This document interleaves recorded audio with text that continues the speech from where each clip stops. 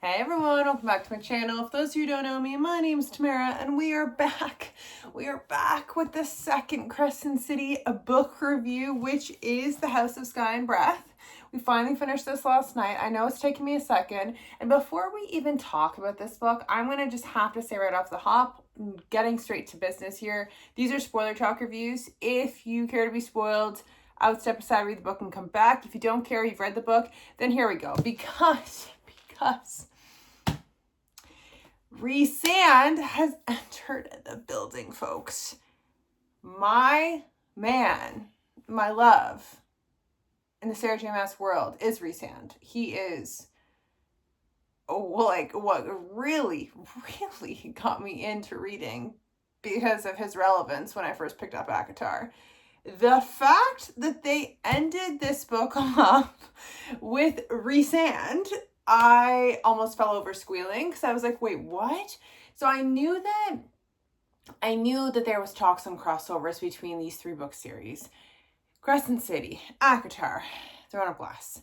I had read Throne of Glass, and anything in terms of crossovers was pretty loose and not as obvious and not as in your face. Like if you were paying attention, you picked up on certain things.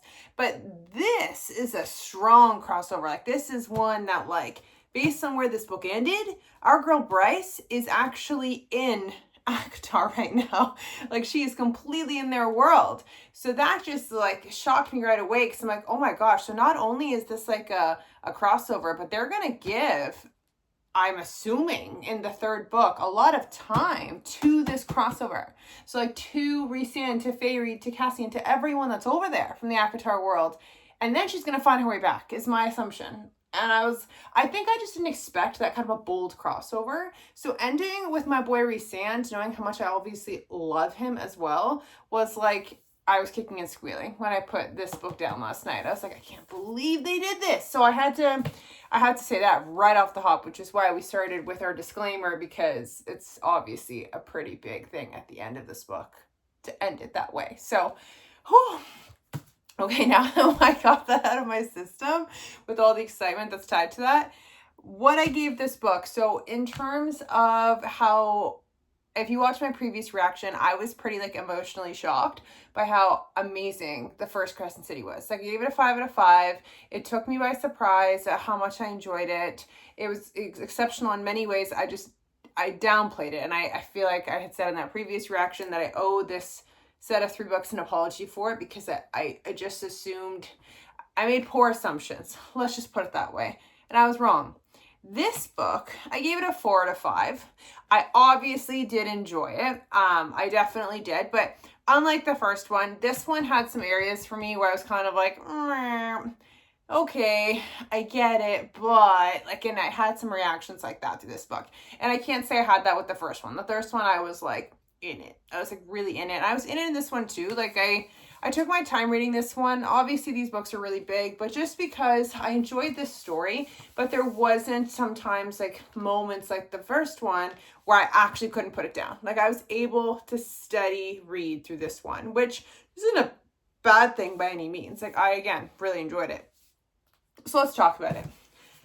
The overall theme to me in this book truly is trying to find your way, because the amount of characters that struggled on self-identity in this, it really was a theme at this point. So we had Bryce at one point, she became a princess all of a sudden, and she notably said, because of how much she rebelled against the princess title and wanting to take her mother's name, she owes no loyalty to the Autumn King, and she specifically kept that distance. And now, based on kind of her own recklessness, she ended up being now forced into the princess title and taking the Autumn King's title at the end of the day. And she had this whole moment when she really felt that, who is she if she becomes that person?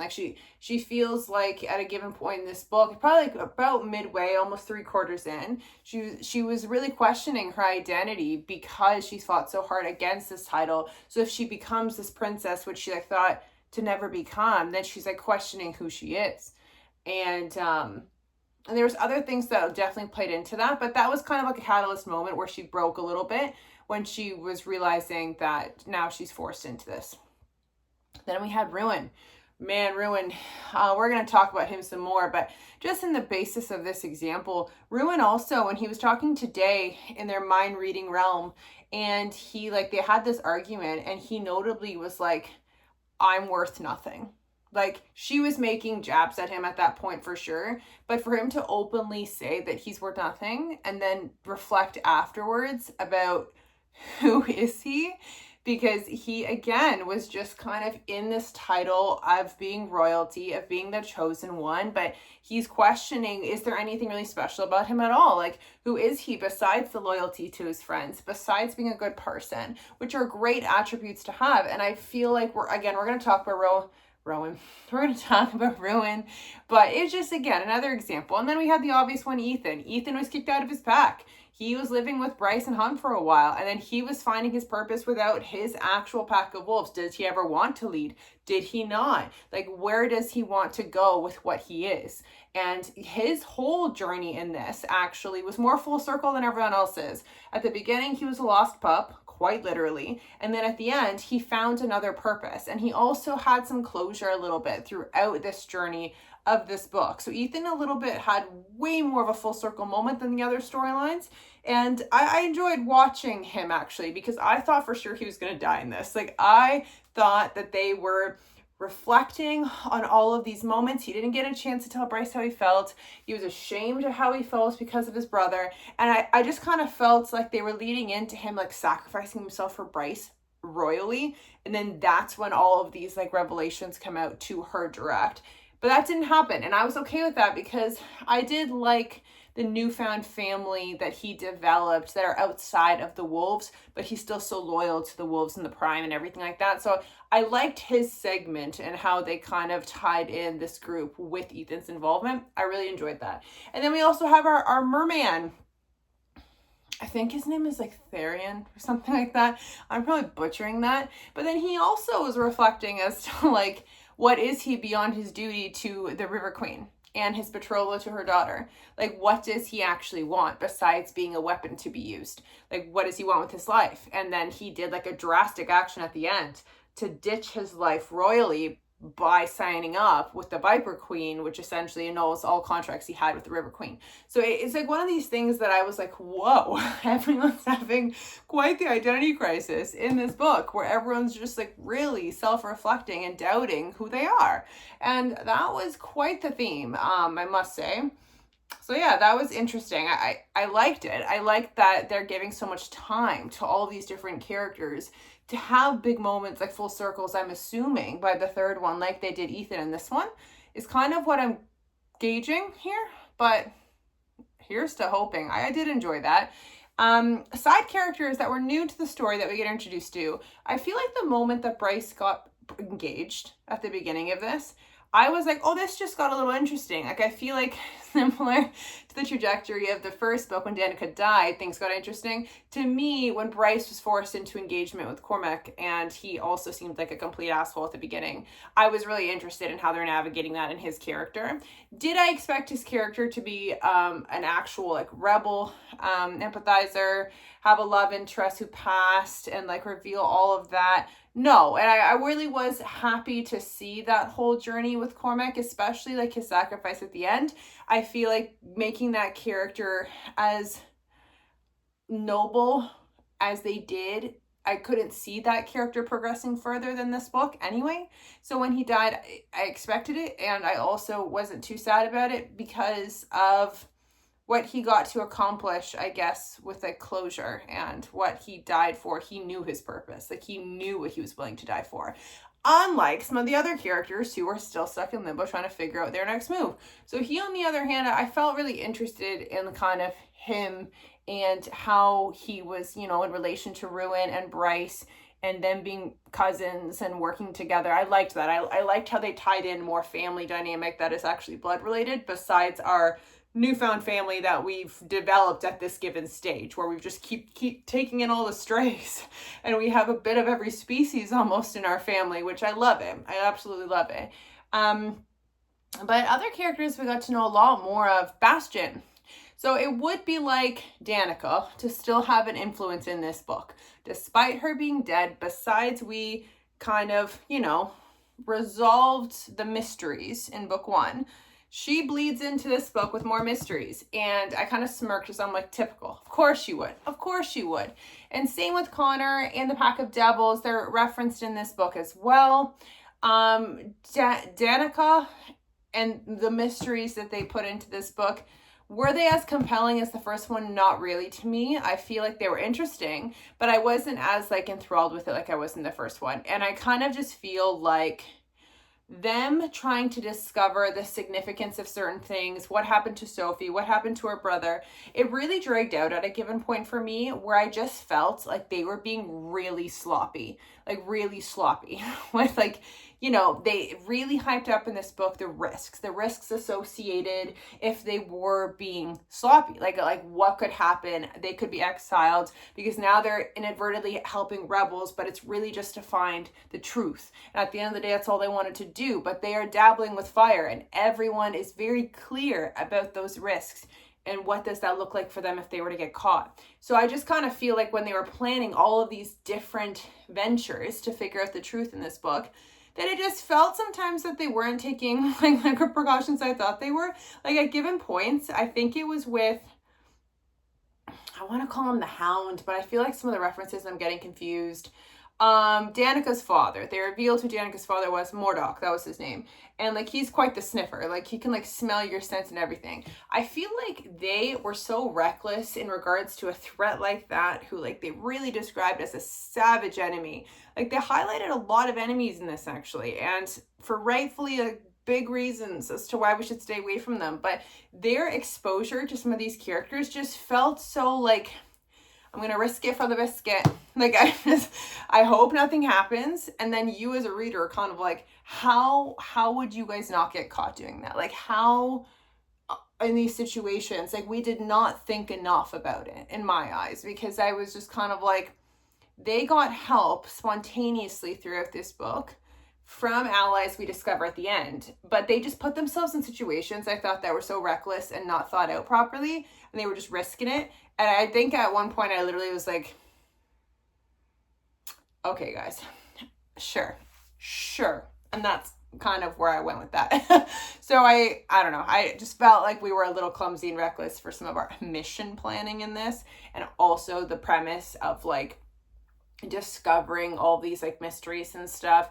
It dragged out a little bit, I think, because any progress we got was minimal throughout these missions, and then plus it was sloppy, so it just felt more like a drag to me than it felt like they were achieving anything. And one thing I will give is Bryce, she pulled a real Aelin moment in this. So Aelin from Throne of Glass, I had mentioned before, she's my favorite FMC of all time, and she's one of those people that thinks bajillion steps ahead, and she like doesn't let anyone in on her plans, and she just does it, and it always works out because she's a genius.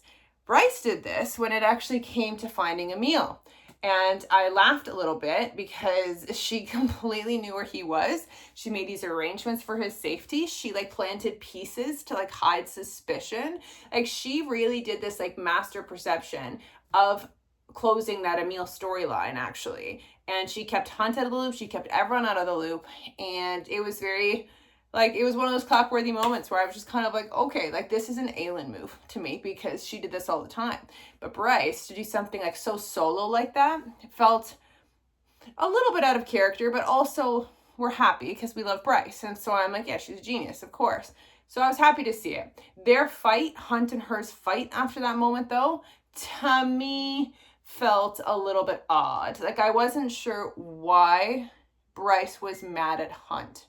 They didn't really have a lot of chances to speak right after she put Emil in the cab with Fury and took her to her parents. Like she literally was just like Snippy being like, fine. Like they like parted ways, her and Hunt, right after that moment, as if they couldn't hold a logical conversation. Meanwhile, in Hunt's little reflection, when we're reading it, he's like very stunned, and he feels like almost emotionally guilty. Not guilty, but just emotional about what she was willing to do for this kid and how much she like, would go out of her way for it. And it's almost like it was an admiration thing, but then she was being such a snot and didn't even let him say that, I feel like, in that moment. And then they both got snippy and walked away and then picked back up later to acknowledge this, sure. But in that moment, I feel like I literally made like a, what is happening right now? Like, why is she so mad at him? Like, I am so confused, because I just feel like they didn't have much speaking in that moment between them two. He was an observer. He took it as he took it, and that's kind of it. I don't know. I feel like that was written really weird to me, that I just, like, it took me a second to grasp. Like, I get why he was upset. I don't quite get why she was upset, as if she was, like, she assumed he wouldn't have agreed with her, which he acknowledged that he wouldn't have agreed with her tactics later. But in that moment, I feel like there wasn't enough exchange for her to be that mad in that moment. But that's just me. That was just me. Okay. Ruin. I had said that he's my second favorite character in this book, and I firmly stand by that. I really appreciate Ruin even more than ever. But there was a lot of time we gave to Ruin in this, and it's not just him with his sister, with his friends. They were literally harboring Spritz. I'm going to call them Spritz or Sprites. And what's it called? The dragon at one point. Like, Ruin is just a safe space. I feel like he's a safe space, even though he looks as rebellious as they come, but he is a safe space for everybody. Like, Ethan was rooming with him. The merman was rooming with him. All of these, like, you know, extra people rooming with him. It's really funny to me how they found that in Ruin, because that just, like, shows to the kind of ruler he could be. And I just feel like his self-doubt, and him at the very end, I think he mentioned to Bryce what the Oracle had said, and that, like, she's meant to be leading, not him, because of what the Oracle had said. But he, to me, is every right as a ruler, because he has all of those qualities that would make a good ruler, but he's not seeing that. So they reflected a lot about Ruin in this one, where even Cormac, I think it was Cormac, he had made a comment about how kind Ruin is, and, like, to himself, and just kind of like, or maybe it was Ethan. I think they both made a positive comment about him, like, reflecting to themselves, and, like, if only he saw it, and that, like, just the people that really, what's that thing called? Not attracted to Ruin, but are drawn to him because of how nice he is. And how he, like, doesn't care for it must have been Cormac at one point too, because I remember they had this conversation where he was just kind of like, Cormac was like, I don't know how you do it. Like, how do you stay you despite the royalty and what that means to, like, what we have to do, like, what that our royal titles mean for us and the obligations we're drawn to by that. And he was just like, I think he made a joke about his tattoos in terms of rebelling when he was talking to Hunt too. Like, it, to me, there was so much with Ruin here that I absolutely loved it. I loved him being nice to his fiance, even though she has feelings for another, and he was brewing feelings for someone else at this point too. I loved Bryce having those girl talks with his fiance and kind of hyping him up and being his wingman. I absolutely just loved Ruin, and obviously we know how much I love Bryce, but I feel like this book was really Ruin's to shine a little bit for me, and I think they did it justice. I absolutely do. Now, him and Day, Lydia, the Hind, all said above. I saw that coming very early on. I feel like the reveal that Day is the Hind was not surprising in the slightest. I feel like in the earlier introductions of their mind reading thing, I was very much like, I feel like this is the Hind. I feel like this is Lydia, especially because they did so much emphasis on Lydia in this book, that, like, she was a lot more present, she was a lot more involved as the Hind, and then now as her true self, which is Lydia/Day. And there was a couple moments in this where I just kind of was like, how do you guys not know it's each other? Like, I feel like when they were talking about the basics, like in their second conversation, I feel like I was like, you two are giving off quite a bit. Like, I already know who that you guys are without even confirming Lydia and the Hind at the end of this book, right? So I feel like that one was, like, really obvious to me, where I kind of was like, Ruin, how did you not know that? Like it's one of those awkward moments for him, especially when they were meeting at the ball and she was up on the balcony. Like, she did show up and the harpy just got in her way, and he didn't put two and two together. He was like, I had to run because the Hind was there. I also, because she was made a reference of being like, oh, wouldn't that be awful if I was someone you hated, because they were talking about the harpy. He was like, just anyone but her. Meanwhile, he had the same resentment for the Hind at that point as well. And I feel like I'm surprised she didn't really pick up on his distaste for the Hind throughout all of their conversations, because he like notably was like, she's awful in moments before, like when they were talking about Pollux and Mordok and everyone too. So I'm just kind of like, okay, so Lydia's still game. Clearly she's not taking offense, but alas. Yeah. I liked that he got this love interest. I liked that they met in this kind of way. A little odd to me that they could do anything intimate in their mind world, but I do not know. We're in a magic society. I was surprised by that. I like the ending. I like that they, you know, discovered this like much bigger relevance and purpose to their world, and the Asteri and everything involved, along with hell and everything. I feel like it really came full circle to be like a much bigger threat and problem. And so I'm curious how this gets rectified in book 3, because I know that there was Sarah J. Maas referenced recently she's also making a 4th Crescent City, so I'm questioning, does it even get resolved in book 3? Now I don't know, but I did enjoy this book. I like this book. Is one of the series as Crescent City is probably one of the most in-depth fantasy series in 3 books, because there's, again, you meet new characters all the time and they make sense. Like, they really make sense in this, and they also like so many different world building aspects in the fantasy realm too. It's very rich on plot and fantasy, this book. And yes, there's obviously so much relationship, but relationship in like intimate ways, not intimate ways, it doesn't quite matter, because it's like, again, you love so many people in this that it's a lot. Like, this book can be a lot, but I really enjoy it. It really engages my brain. I just wish that they kind of thought a little smarter in this when it came to like the meat and butter of this book, which was, you know, discovering things, these side missions, this mystery, and how they handled all that before the final act. But it's a little bit of a pet peeve, but that's just me. But let me know what you think, guys. Bye.